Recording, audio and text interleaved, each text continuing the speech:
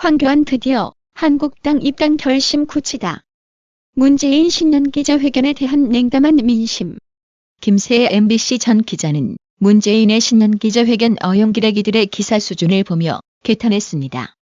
그는 자신의 페이스북을 통해 대한민국 기자들 수준이 이거밖에 안 되냐며 왜 멀쩡한 증거 사진이 있는데도 말 못하나?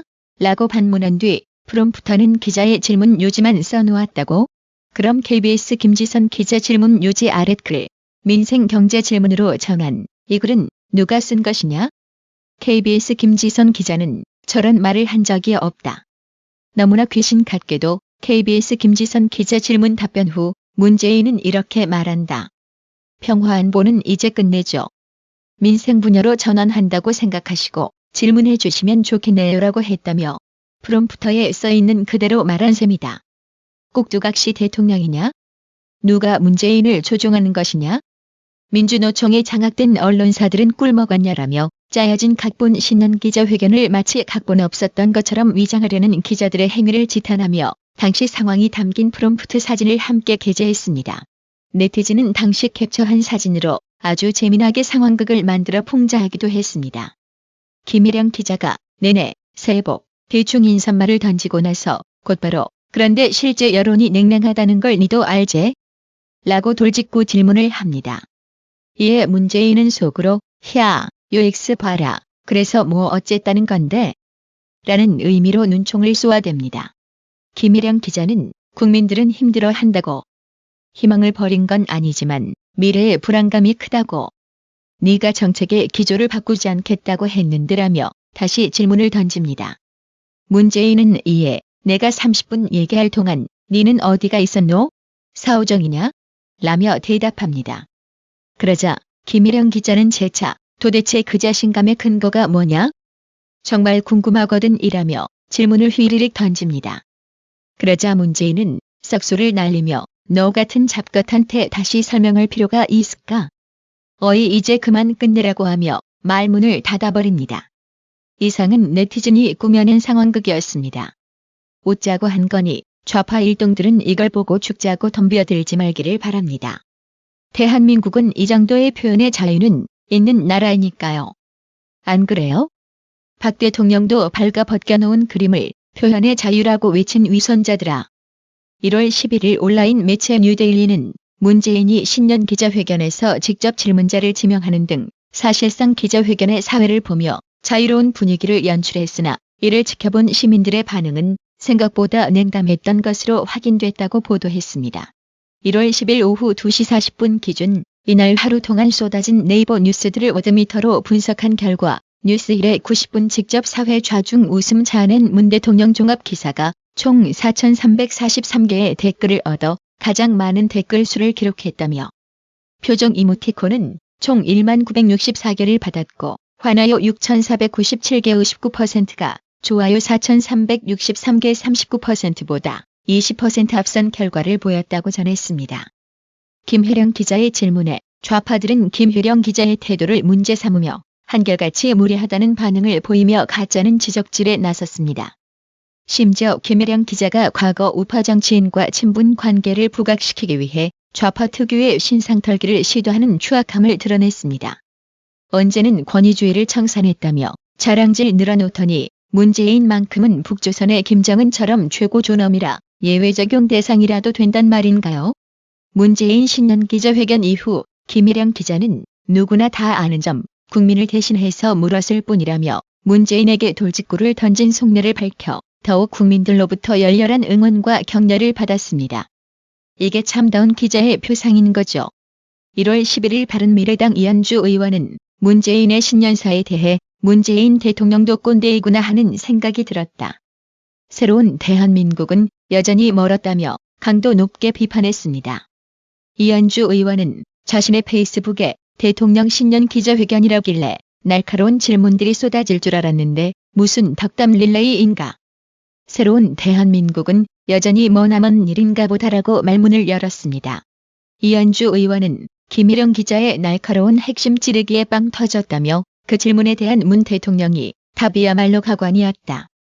대답하는 표정과 내용을 보니 대통령이 경제에 대해서는 바보에 가깝다는 걸 알 수 있었다고 적었습니다. 이 의원은 대통령이 경제 원리를 이해하고 해법을 찾아야 한다는 기본을 모르는 듯하다며 시장은 정부가 개입해서 감놔라 배놔라 한다고 해서 그리 되지 않는다. 즉 노동시장 가격을 인위적으로 인상하려 해봤자 부작용만 난다고 지적했습니다. 또 이현주 의원은 김태우와 신재민에 대한 대통령의 답변도 가관이었다. 어쩌면 저런 아전인수격인 답변을 하나. 김태우 수사관 본인이 잘못한 것이라니라며 좁은 시야에 있는 신재민 전 사무관이 모른다? 국민들이 본질을 모르는 줄 아나. 아주 뻔뻔하기 이루 말할 수 없다라고 비판했습니다. 문재인에게 경제정책 기조를 유지하는 자신감의 근거는 무엇이냐고 질문한 기자에 대해선 태도 논란이니 어쩌니 떠들어대는데 기가 막히다며 대통령이 왕이라도 된단 말인가. 제대로 된 질문에 얼굴빛이 확 변하는 걸 보며 참 문 대통령도 꼰대구나 생각했다고 말했습니다. 이현주 의원은 우리 기자님들 그런 문바들 압력에 위축되지 말고 힘내시길 바란다. 어려운 국민들 대신해 당당히 권력에 질문하고 비판하는 것. 그것이 바로 언론의 사명이다라고 덧붙였습니다. 이현주 의원의 비판 내용을 소개한다고 해서 이현주 의원을 지지하는 건 아닙니다. 그런데 지금 자유한국당 112명 중에 이현주 의원같이 독한 비평을 내놓는 정치인들이 없다는 게 그저 한탄스러울 뿐입니다. 총선에서 모조리 물갈이해야 하는 이유일 겁니다. 보수진영의 차기 대선 주자 1위로 거론되는 황교안 전 국무총리가 자유한국당에 입당하기로 했습니다. 황교안 전 총리는 다음 달 2월 27일로 예정된 전당대회 출마할 것으로 보입니다. 1월 11일 김용태 한국당 사무총장은 오늘 김병준 비대위원장이 황교안 전 총리 쪽 연락을 받고 황교안 전 총리와 만났다며 이 자리에서 황교안 전 총리가 입당 의사를 밝혔다고 했습니다. 황교안 전 총리 입당 시기는 다음 주 초가 될 것으로 전해집니다. 그가 전당대회를 앞두고 입당한 만큼 당대표 출마 가능성이 높은 것으로 점쳐집니다. 박근혜 정부에서 국무총리를 지낸 황교안 전 국무총리가 한국당에 입당해 당권 도전에 뛰어들 경우 당권 판도가 출렁일 전망입니다. 황교안 전 총리가 본격적으로 정치계에 들어오면 박 대통령 탄핵에 대해 왜 소극적으로 대처했고 침묵을 지켰는지에 대한 입장 표명도 있을 것으로 판단됩니다. 그런데 황교안 전 총리 한국당 입당 소식에 박 대통령 탄핵에 금메달은 김무성, 자신은 은메달이라고 말했던 박지원이 펄쩍 뛰고 있습니다. 박지원은 황교안은 표를 못 얻을 것이라는 악담을 내뱉으며 홍준표를 지지하는 말을 했습니다. 극성좌파가 싫어하는 거 보니 황교안 한국당 입당이 무섭기는 무서운가 봅니다. 우파가 올바른 길을 가고 있는지는 좌파의 행동거지를 보면 바로 답이 나옵니다. 1월 11일 문화일보 김종호 논설위원은 신재민, 진짜 족불 정신과 가짜들이라는 제목의 아주 독한 사설을 게재했습니다. 지난 세월 국민들은 이게 나라냐고 물었다. 대통령 문재인은 바로 그 질문에서 새로 시작하겠다. 오늘부터 나라를 나라답게 만드는 대통령이 되겠다고 했던 문 대통령 취임사가 갈수록 더 공허해지고 있다. 문 대통령은 10일 신년회견에서 지난 20개월은 촛불 민심을 현실 정치 속에서 구현하기 위해 혼신의 힘을 다한 세월이었다며 그 부분에서 성과가 있었다고 주장했다. 하지만 일상화한 것으로까지 비치는 청와대의 제왕적 굴림에도 촛불 민심의 실천을 강변할 수는 없을 것이다. 청와대 5급 행정관이 사성 장군인 김용호 육군참모총장을 불러낸 사건은 가까운 예다. 2017년 6월 청와대에 임용된 34세의 신입사원급이 3개월 뒤인 9월에 56세의 육군 최고 지휘자를 국방부 근처 카페로 호출했다.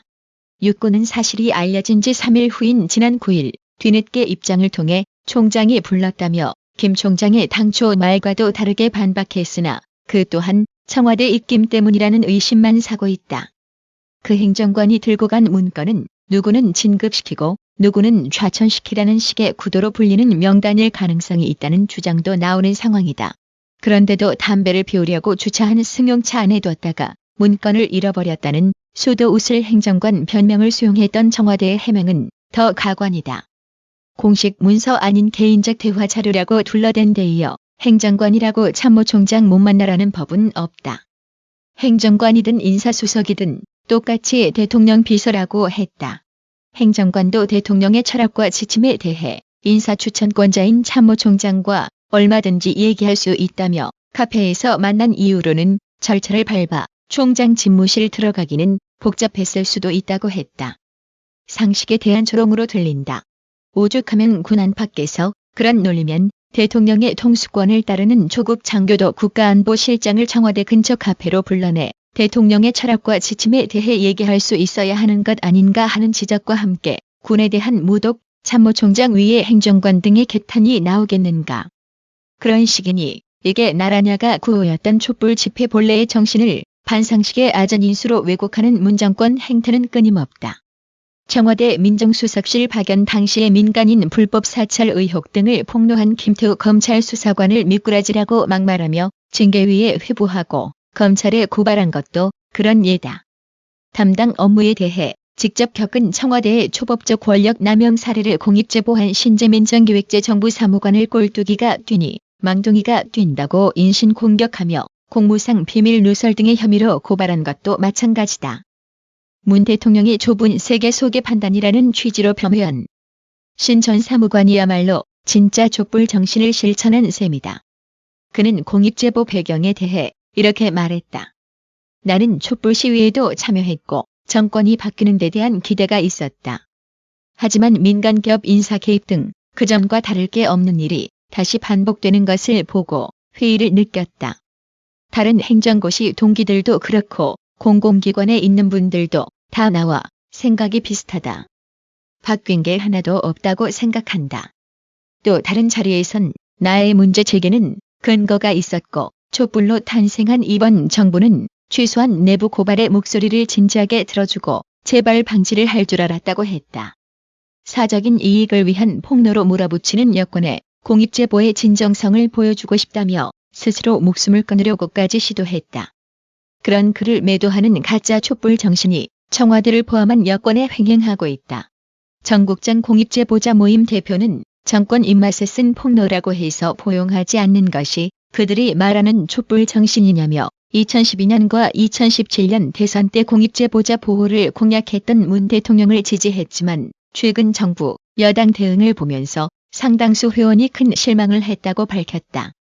나쁜 머리 쓰며 의인인 척 위장하고 순진한 표정으로 떠드는 솜씨가 가증스럽다며 신 전 사무관을 양아치에 비유한 어느 여당 의원처럼 오히려 자신이 들어야 마땅할 비난을 내 편 아닌 인사에게는 거의 무조건 퍼부으면서 견강부회의 촛불 정신을 내세우는 위선자들이 정치권과 시민단체 안팎에 널려 있다. 그런 가짜들의 위세를 부리는 현실을 문 대통령부터 사실상 방조하면서 나라다운 나라를 만들 순 없다며 아주 독한 사설을 맺었습니다. 나라의 TV는 보다 더 양질의 컨텐츠를 생산하기 위해 자발적 구독료를 후원 형식으로 받고 있으니 많은 성원 부탁드립니다. 시청해주셔서 감사합니다. 구독은 꼭 눌러주세요.